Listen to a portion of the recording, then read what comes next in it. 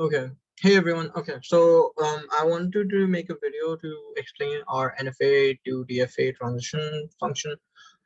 We couldn't do that. We couldn't do that in the last recitation. So I'm going to make a video. I'm making a video about it. Right. So I'm going to work with the same NFA that we were working with in our recitation. And that NFA is this one. This is from an example in the book. It's also the same example that Dr. Wakar uses. Right.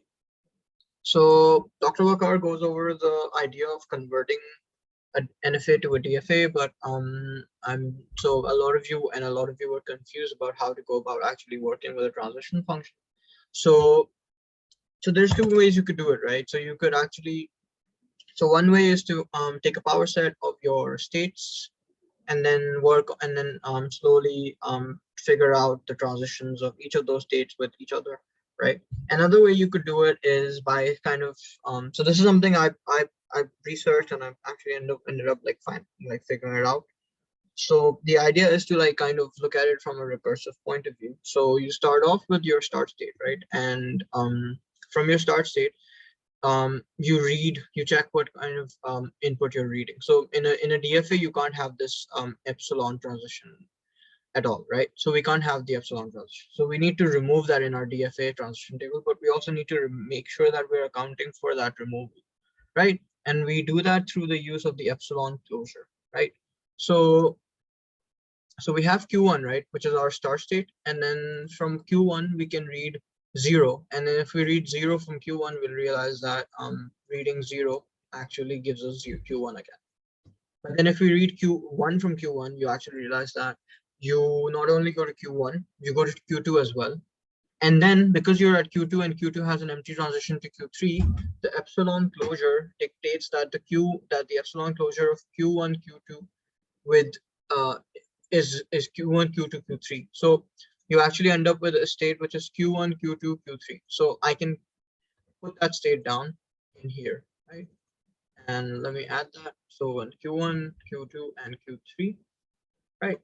The next step here is to actually take this new state that we've just discovered and work on it now, right? So we investigate what kind of transitions we can get out of this new state.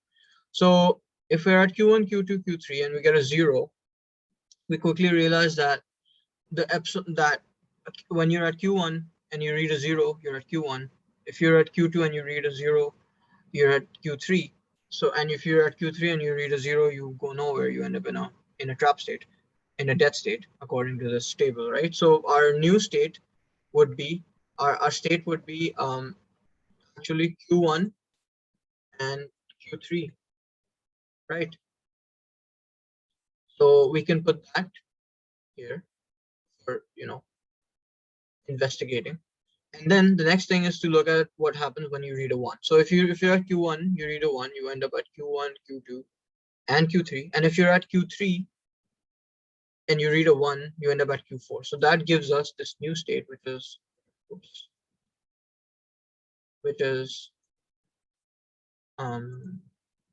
Q3, and Q4, right?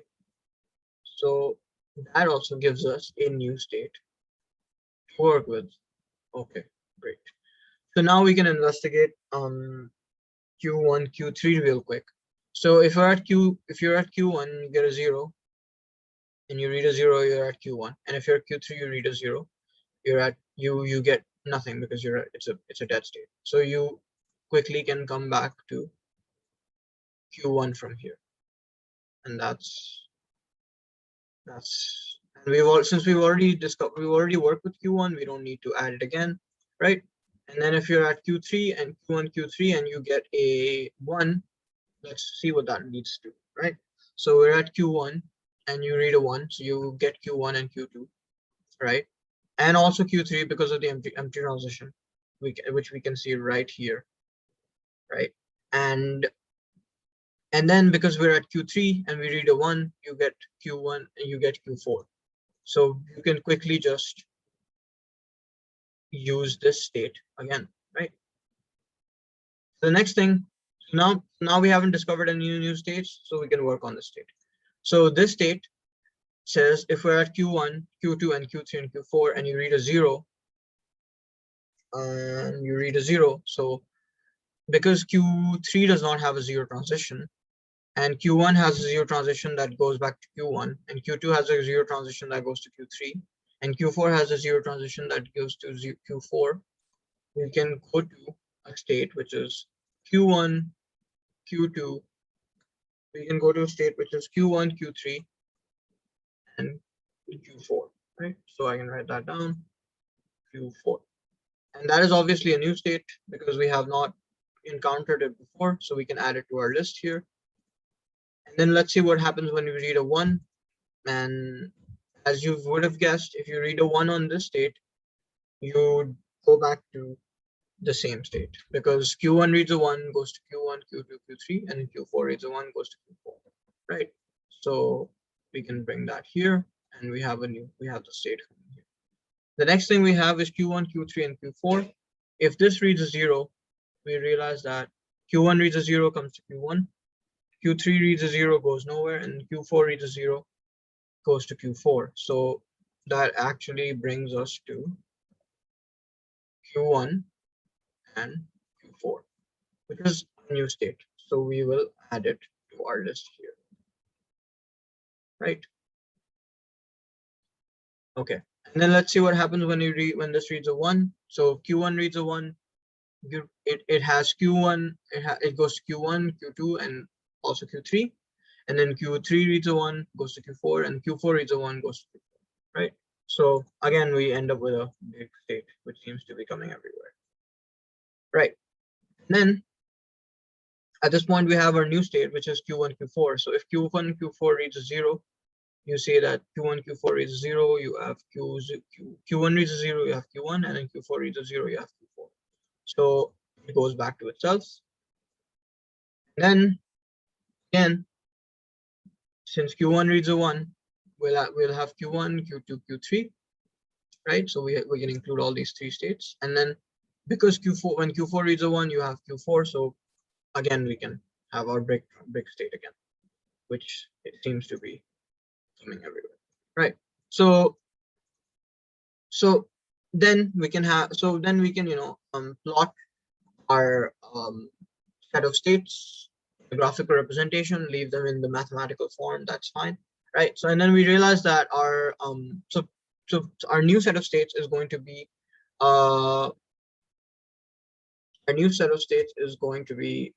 q to the power of 2, right?